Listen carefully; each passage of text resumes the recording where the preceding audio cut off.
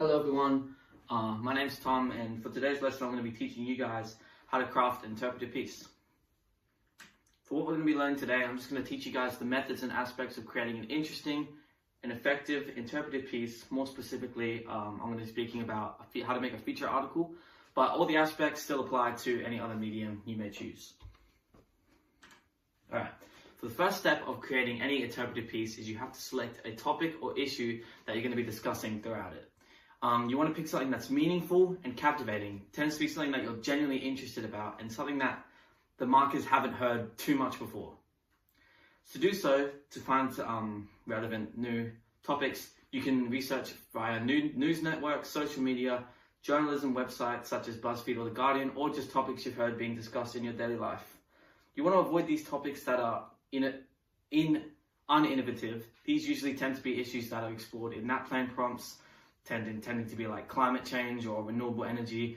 You can still discuss these issues, but you want to sort of hone into something more new and in-depth rather than the entire thing as a whole. It's just that researchers have heard these before, and it's going to be more difficult for you guys to make it interesting if they've already heard about it 100 times. So I've got some here, some examples of newer issues that you could discuss. For the first one, we have replacing circus animals with holograms. This is sort of like a more subsection of a wider issue of animal abuse. So instead of speaking about why animal abuse is just bad in general, your marker's heard that a million times. You can hone in on something more specific, like the circus animals and how replacing them with holograms is more ethical, blah, blah, blah, whatever you want to discuss. It's just more interesting that way. For the next one, we have school banning ChatGPT. This is a very relevant issue that's being discussed a lot recently. So your marker hasn't heard too much about it. For the next one, we have unethical celebrity product marketing. This is a more smaller issue. Well, not a smaller issue, but you can hone in on something in specific that's smaller, so your marker hasn't heard about this, and you can speak about ethics, which people tend to be more passionate about. We have random acts of kindness TikToks are exploitive. This is a very small one, so your marker probably hasn't heard about this one before, so you will have to explain what it is, but it'll be more interesting if they haven't heard it before and they're learning about something new. The next one, we have women's bodies treated like fashion trends. This is an older issue, but there's a lot of new angles that are being discussed as of recent, so you can still be new and innovative with it, even though it is older. And then for the last one, we have AI art isn't real art. This is just a very, very spoken about issue at the moment. It's branching off of artificial intelligence, just like the ChatGPT one, but it's a different angle, and you can go more into sort of philosophy of what art is. But for the one I've chosen for this, I've gone with schools banning ChatGPT. Now, the reason I went with this is because it's a new and contemporary issue that is being widely discussed as of now, but it hasn't grown too large to which your marker is going to be just sick of hearing about it. And it's going to be more difficult for you to make it interesting if they're sick of hearing about it. So also, it's very easy to gather information on this topic because there are so many articles, so many research that's already been done on ChatGPT, and it's placed in schools. So you won't have to search deep down to find anything. It should all just be pretty self-explanatory. Also, with ChatGPT, it's a free software. Anyone can use it.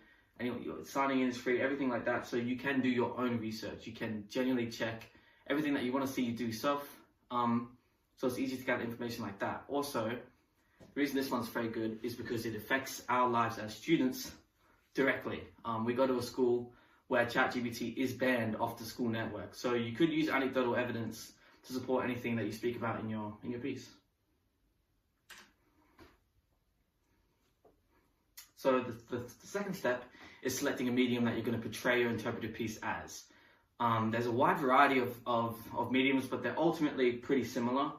But they each have their sort of different aspects that you kind of have to make sure you're aware of. Some examples I have here is an open letter, an extract from a memoir, a biography, an opinion piece, a feature article, or a personal blog. You could choose any of these, but for one I've gone with for this, I've gone with a feature article.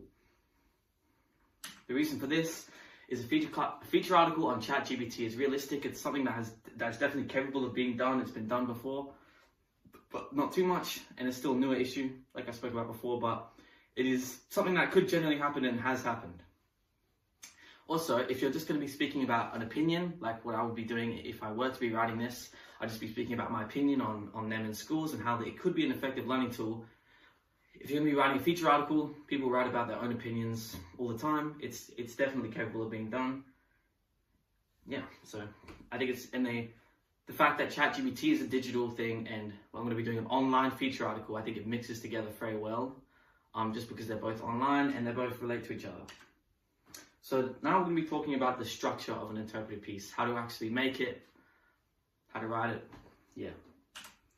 So first thing you want to do is create a captivating title. This is the first thing on any website that people are going to be seeing about your article. This is the point. This is the way you're going to be bringing in your audience and attempting to keep them there. So what you're going to be doing is you're going to be creating a short statement that captivates your issue and draws the reader in. An effective strategy can be to ask a question. For example, for our one that we're doing about for my one I'm doing about ChatGPT, I have here, are schools afraid of the future? ChatGPT being banned in schools. Pretty simple. It shows your issue, but it doesn't go too much into it to where they don't even need to bother reading it. It's just enough to where you can bring your audience in and attempt to keep them there. All right. So now, after that you've got them clicked, they read the title, they like it, now they want to hear more, you got to use your hook. This is sort of the first thing that they're generally going to read, and you're going to try to keep them there now. It's the first sentence, and it needs to draw the reader's attention. You can do this by using emotive language and a dynamic vocabulary. Try to use big words, something to really grab the audience in, but avoid it being too much or overwhelming for the reader, because you don't want to scare them off. This can be done in a variety of ways, whether it be a broad general statement to get the reader thinking about your issue, or a possible follow-up question to your title to push the topic further. Here's some examples I've gotten just from The Guardian, just from random stuff that I found. See, as you can see, they're short. We have some questions and some just different sort of strategies that you could use in your interpretive piece. Now, to craft an interpretive paragraph, it's pretty similar to creating a persuasive piece, but there are a few things that are different. In interpretive pieces, the length of your paragraphs is much more up to you. You can sort of go in a different direction. You can make them shorter. You can have one sentence lines, stuff like that, and you can just sort of push your opinion slower. It doesn't have to be so to the point, you know. So you can just have each paragraph just slowly pushing your idea. Yeah. So I think an important part about an interpretive piece is understanding the differences between an interpretive piece and a persuasive piece. Interpretive responses can be written for a variety of purposes rather than just to persuade, like a persuasive piece is done for. It can be done to explore, explain, evoke, advise, speculate, comment, record, or reflect on any issue that you've chosen. An interpretive piece allows for more personal opinions. You can talk about how you feel, what your opinion on a certain issue is, and you can use your own anecdotes about your own life as supporting evidence for this opinion. And emotive language is also encouraged. In your interpretive piece, you don't necessarily need to draw a major conclusion. At the end, you don't have to tell them that they should never use ChatGPT ever again, or they should never use AI, or they should never go to a circus without holograms. You can just sort of push your opinion on softly and let the reader resonate on it and come up with their own opinion on your opinion. For the language you're going to be using in your interpretive piece, it is more of a mix between persuasive and imaginative language, and there is some that is only in interpretive, but most of the time you can use different ones from the other two.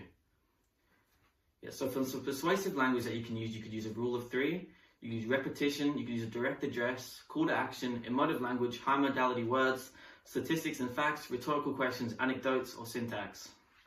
For imaginative language that you could use figurative language, imagery, allusions, allegories, or tone. For language exclusive to interpretive pieces, you could use pictures or single sentence paragraphs. And that's all I've got for today. Thanks you all for listening. Have a good one.